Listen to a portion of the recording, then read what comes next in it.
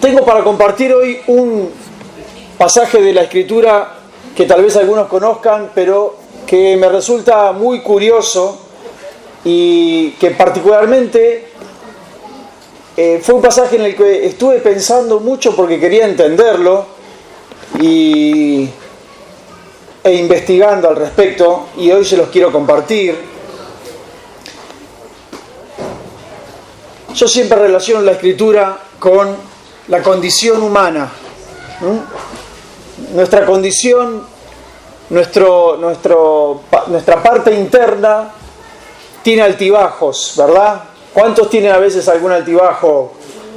Gracias por no dejarme solo. Bien. Y la buena noticia es que hasta los mejores hombres que uno puede leer en la Escritura han tenido altibajos. Y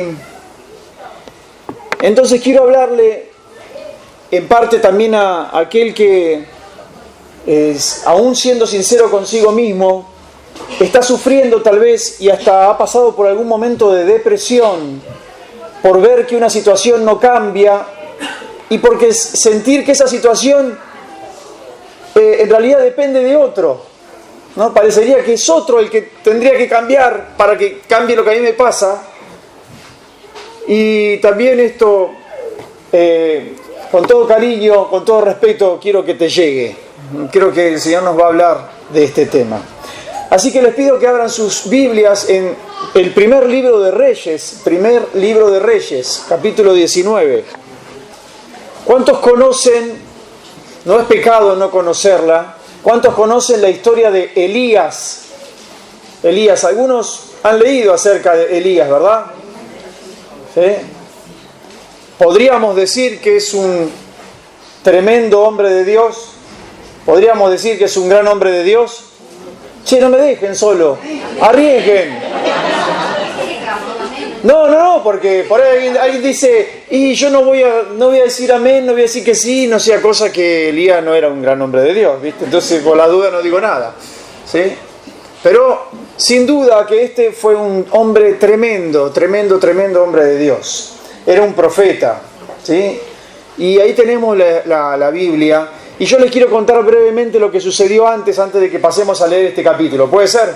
Resulta ser que él era un hombre que predicaba acerca de que Jehová era Dios y hablaba en contra de toda la idolatría, porque su mismo pueblo, los israelitas, creían en otros dioses, tenían una mezcolanza, ¿sí? Más o menos como pasa hoy en día, que la gente tiene una mezcolanza y que cree en Dios, pero también cree en aquel y en el otro, y en el santito aquel y la virgen aquella, y por las dudas son un poco budistas, ¿no? Y un poco la reencarnación, y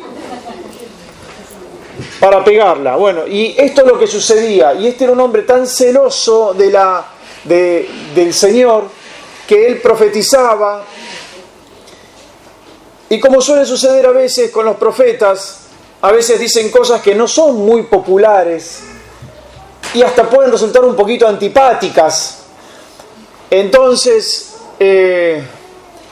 lo rechazaron.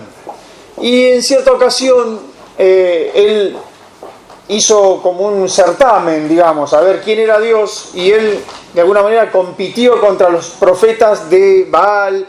Y bueno, él venció, mataron a todos los profetas de Baal, qué sé yo, pero resulta ser que en esa época había un rey bastante pusilánime, pero que tenía mucho poder, y con una esposa de un carácter muy fuerte, y bien endemoniada estaba la chica esta, ¿no? Jezabel. Entonces, Jezabel le mandó un mensaje a Elías diciendo, no sé si ya está aquí, acá está, lo vamos a leer desde el capítulo 19, el versículo 1. Dice, yo voy a leer la Nueva Versión Internacional, dice así: Acab le contó a Jezabel todo lo que Elías había hecho y cómo había matado a todos los profetas a filo de espada. Entonces Jezabel envió un mensajero a que le dijera a Elías: que los dioses me castiguen sin piedad si mañana a esta hora no te he quitado la vida como tú se la quitaste a ellos.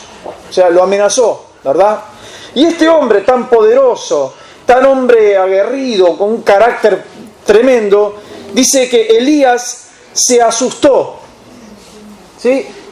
No tuvo miedo delante de 400 profetas, tipos que lo podían haber matado a él, pero sí tuvo miedo a la amenaza de una mujer y dice que se asustó. Vamos a seguir leyendo y pongamos atención, le pido, por favor, para que no nos perdamos. Tal vez algunos no conocen la historia. Entonces es una historia muy curiosa, muy interesante. Y, momento, préstenme un poquito de atención aquí. Quiero recrear lo que a mí me pasó cuando la leí. Yo ya la había leído, pero la estaba leyendo y estaba poniendo atención a los detalles porque sentía que el Señor me quería decir algo. Entonces, digo, a ver, quiero leer esta historia. Le pido que ustedes pongan mucha atención a la historia, a ver qué les dice. Y yo voy a compartirles el mensaje que tengo. Versículo 3 dice: entonces Elías se asustó y huyó para ponerse a salvo. Cuando llegó a Beerseba de Judá, dejó allí a su criado y caminó todo un día por el desierto. Llegó a donde había un arbusto y se sentó a su sombra con ganas de morirse. Estoy harto, Señor, protestó. Quítame la vida, pues no soy mejor que mis antepasados. Luego se acostó debajo del arbusto y se quedó dormido. De repente un ángel lo tocó y le dijo: levántate y come.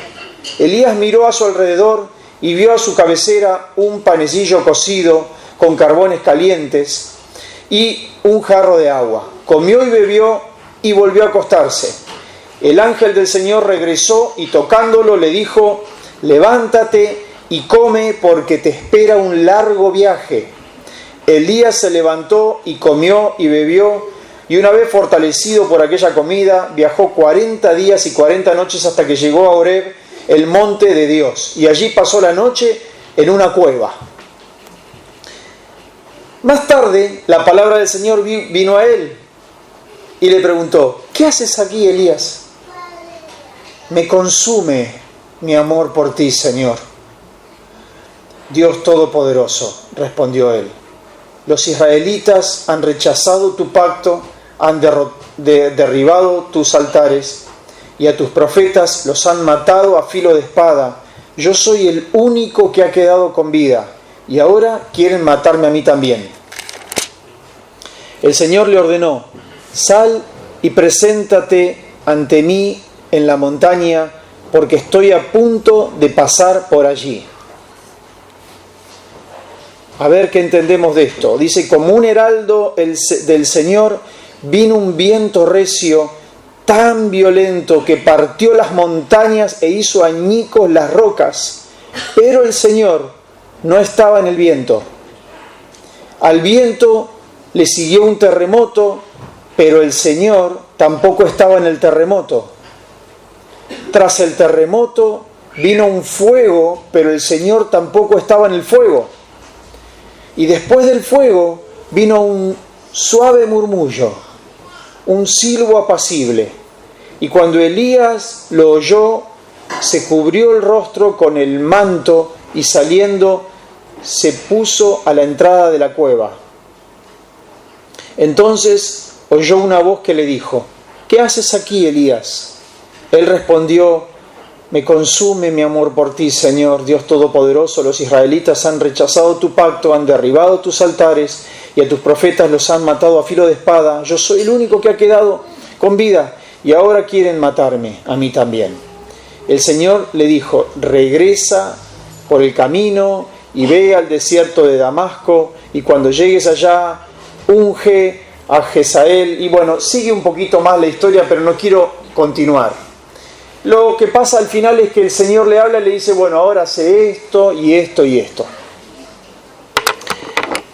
Estuve un rato largo pensando y meditando por qué dice que el Señor pasó y hubo un viento tan tremendo que caían las montañas, se rompían las rocas, pero el Señor no estaba ahí.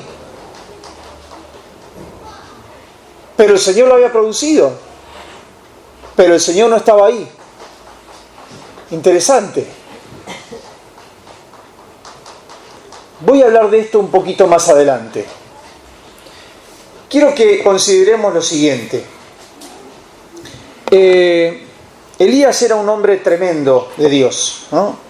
Leemos de sus proezas, su carácter, su carácter realmente consagrado a Dios.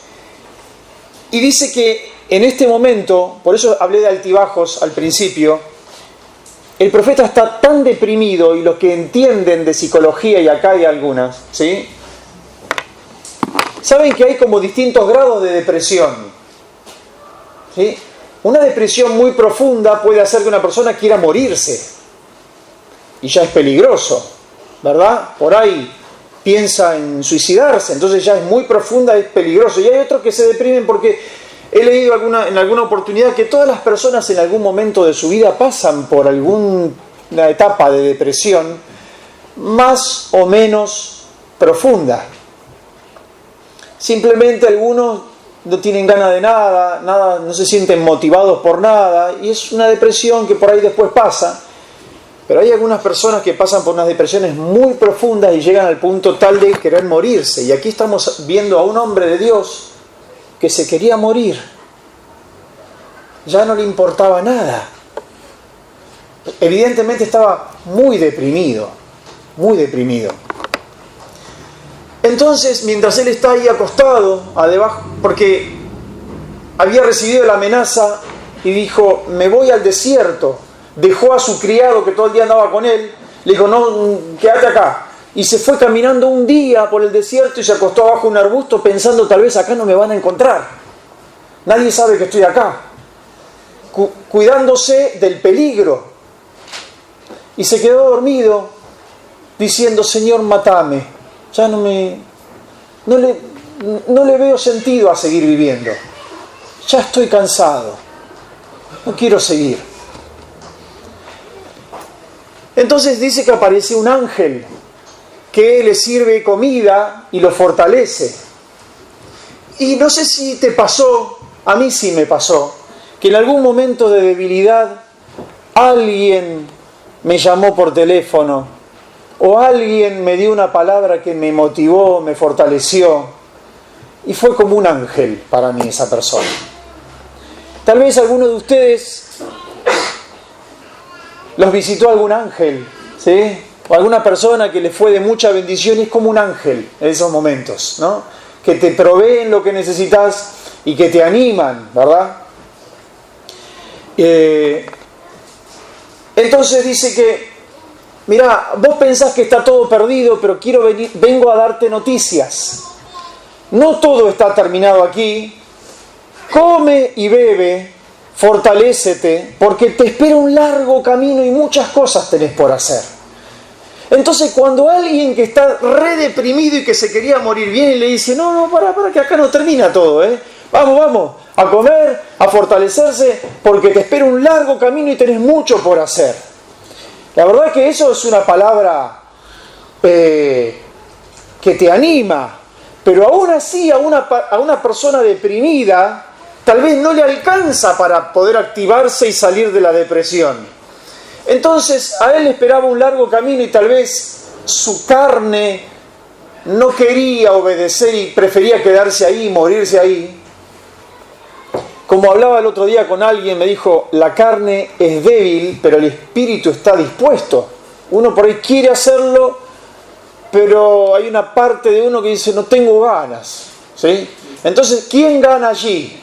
El que tiene más fortaleza de espíritu, dice, aunque no tengo ganas de hacerlo, en el nombre de Jesús lo voy a hacer. ¿Estamos acá? No sé si alguno ha tenido esa lucha alguna vez, ¿sí? A mí me acuerdo una vez, que esto me viene ahora a la mente, estábamos yendo para un cumpleaños con mi familia y recibo un llamado en el celular y me dicen, el gordo Roberto está internado. Ah, qué bajón, ¿qué le pasó? No sé, algo en el hígado, qué sé yo. ¿lo podés ir a cuidar durante la noche?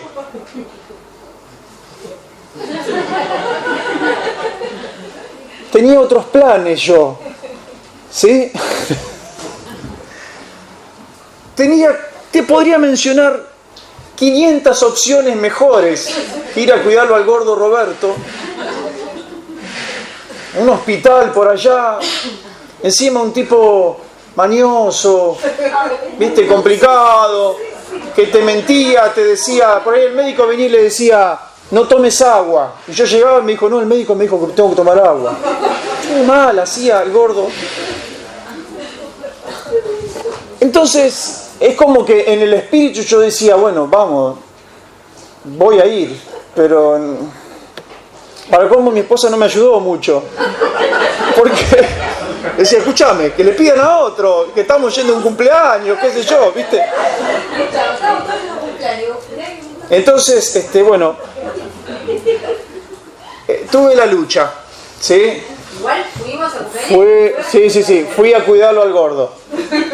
Que era bastante complicado porque todo el tiempo te pedía cosas, no era esos tipos que se quedaban dormidos y vos te decías, no, alcanzame esto, correme la sábana, levantame un poquito acá, no te dejaba en paz el gordo,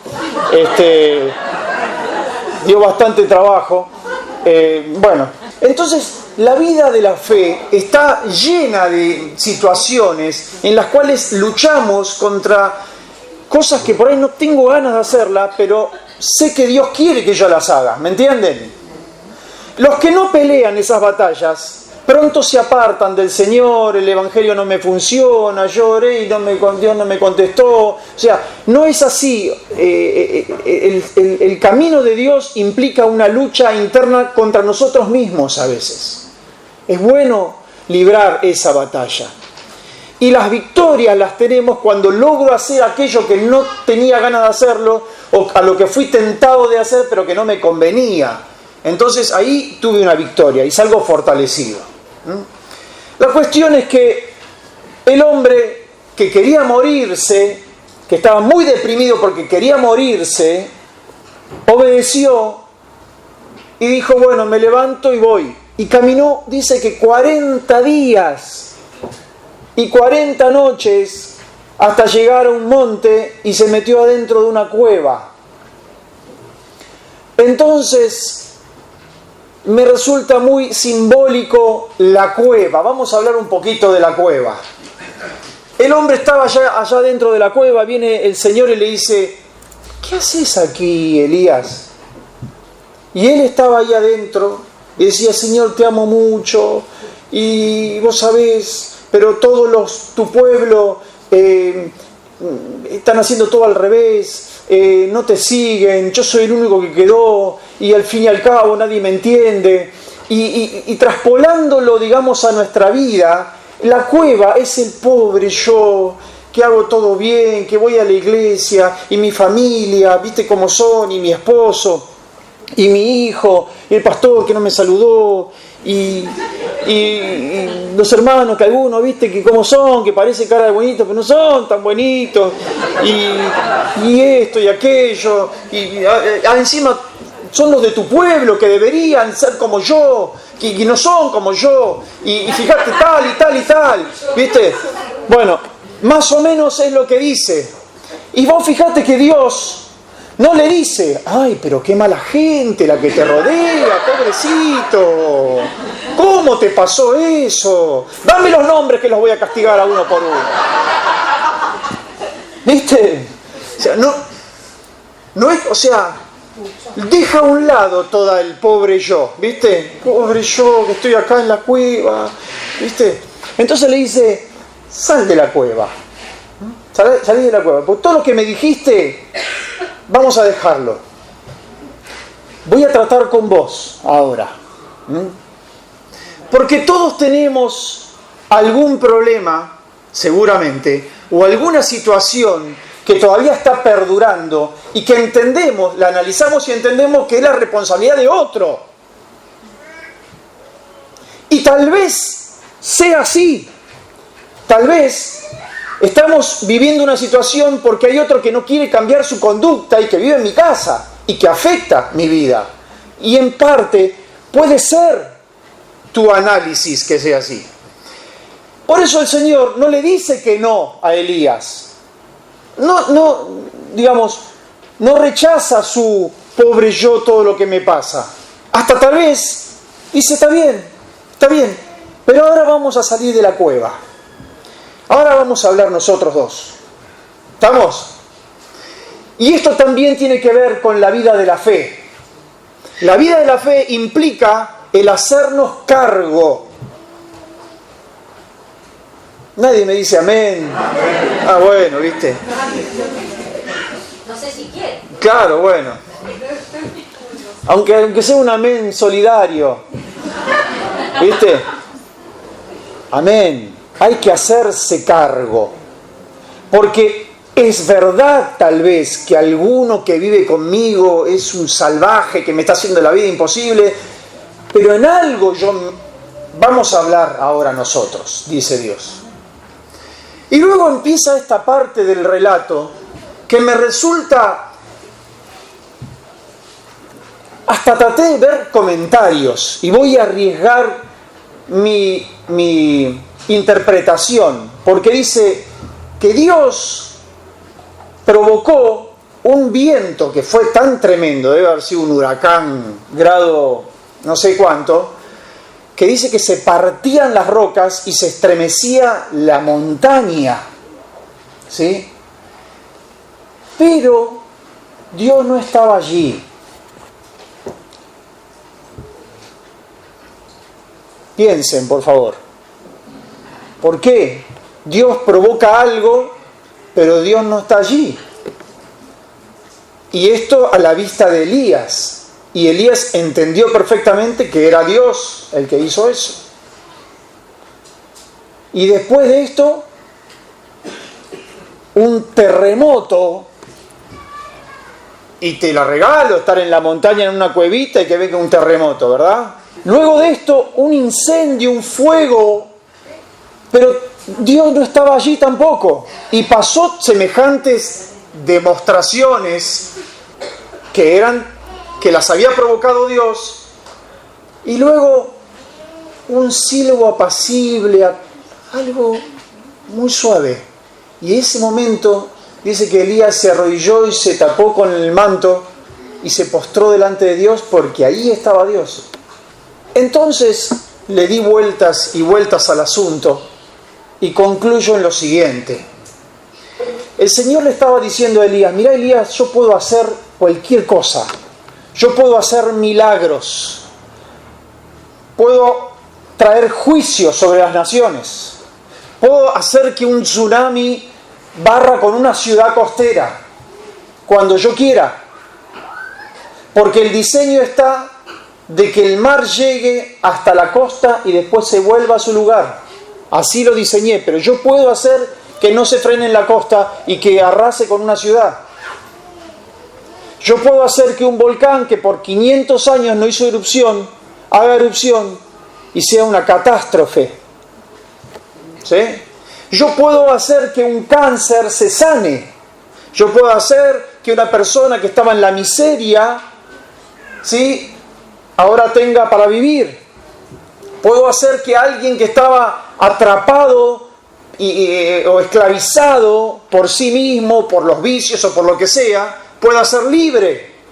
Entonces, experiencias con Dios, del poder de Dios, todos podemos tener. Pero déjame decirte eso. Esas son cosas que Dios hace, que pasa y las hace, pero ya no está más allí. Ya las hizo. No podemos buscar a Dios en aquel año 1978 que conocí al Señor y sentí fuego de Dios. Ya está, no está Dios allá.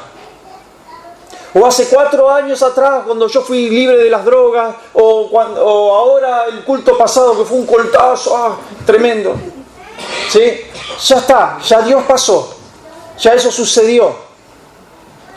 Los que viven solamente de las experiencias, y yo soy el primero en que defiendo de que cada uno de nosotros tenemos que tener experiencias con Dios, porque si no somos teóricos de la fe.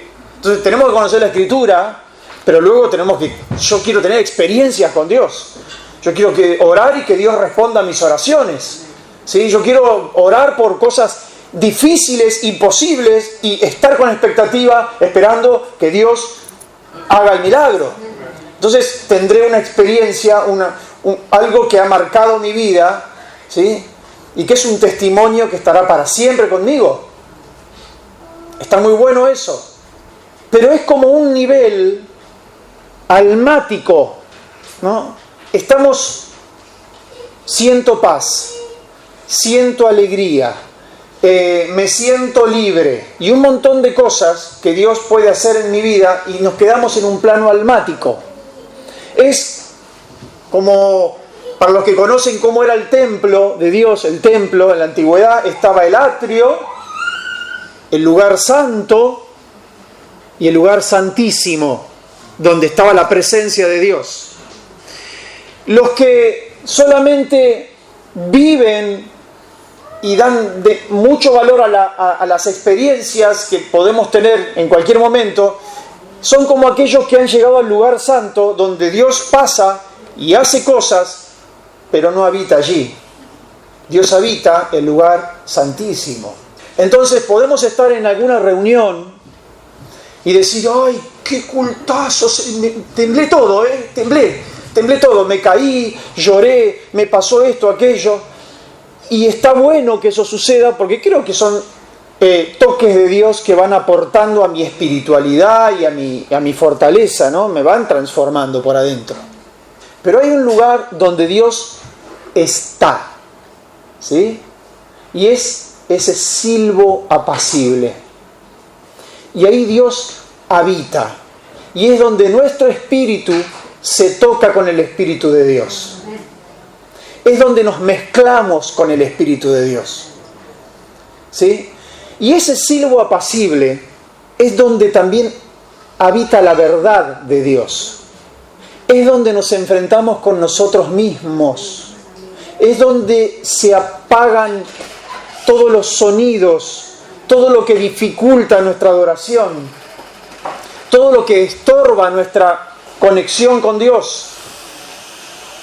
Es difícil estar en el silbo apacible. No se distraigan, por favor, no se distraigan. Es difícil estar en el silbo apacible porque ahí nos enfrentamos con nosotros mismos. Es como aquella persona que dice, me voy una semana a un retiro de silencio, no hablo con nadie, nadie me habla, no hay música, no hay nada, no hay reloj, no hay celular, no hay internet, no hay nada, y te tenés que enfrentar con vos mismo. Y tiene sus cositas enfrentarse con uno mismo, ¿verdad? Porque estamos llenos de ruidos y de cosas que estorban el enfrentarnos con nosotros mismos. Porque cuando nos enfrentemos con nosotros mismos, en el silbo apacible, en la presencia de Dios, ya ahí estamos solos. Y ya no tengo que defender mi postura, que siempre discuto por lo mismo con mi esposa y yo digo esto y ella dice lo otro. Ya está, ya no hay que discutir de nada. Yo ya sé cuál es la verdad. Ya Dios sabe cuál es la verdad. Yo cuando estoy en el silbo apacible puedo estar arrodillado y ahí yo estoy solito y puedo llegar a decir, sí, es verdad que me drogo. Sí, es verdad que miro pornografía. ¿Sí? Sí, es verdad que digo mentiras para zafar. Y cada uno se enfrenta consigo mismo. No hay más. Pero ese es el lugar que nos transforma. Hace falta ser valiente para entrar allí. Es el lugar donde, como hizo Elías, no nos queda más que arrodillarnos y postrarnos delante de Dios y decir, acá estoy, Señor. No tengo nada para ocultar. No tengo nada de qué defenderme. Vos sabés todas las cosas. Estoy en tu presencia, Señor. Ya pasaron todas las grandes demostraciones de poder de Dios, podremos haber estado en 1000 cultos, pero ese momento es el momento que realmente te transforma. Podemos estar en muchos cultos donde tal vez haya hombres y mujeres de Dios que te animan a la fe, o tal vez haya gente que te manipula para que digas o hagas tal cosa. Pero donde vos estás solo, en el silbo apacible, ahí habita la verdad. Y ahí decimos: Señor, no tengo plata por mi culpa. ¿Sí? Soy manipulador, Señor. Es verdad. Es verdad. Digo las cosas por la mitad para cuidarme y para que no se enteren los demás. Pero acá estoy. Me atrapó este pasaje que en otras ocasiones yo había leído. Pero me quedé pensando: ¿por qué Dios puede provocar cosas y no estar allí? ¿Por qué? ¿Por qué? ¿Por qué? Y no había ningún libro que me dijera. Pero sé que es así. Yo he tenido muchas experiencias con Dios, pero ya todas están en la historia. Yo necesito estar en el silbo apacible. Yo necesito que Dios me transforme. Cada día veo tantas cosas que Dios tiene que transformarme. Y comparto esto para desafiarlos a todos ustedes, porque creo verdaderamente que así como Dios llevó a Elías, un hombre tremendo de Dios, afuera de la cueva, Dios quiere que todos nosotros salgamos de la cueva, del pobre yo, y que nos expongamos valientemente a ese silbo apacible donde está Dios. Amén. Amén.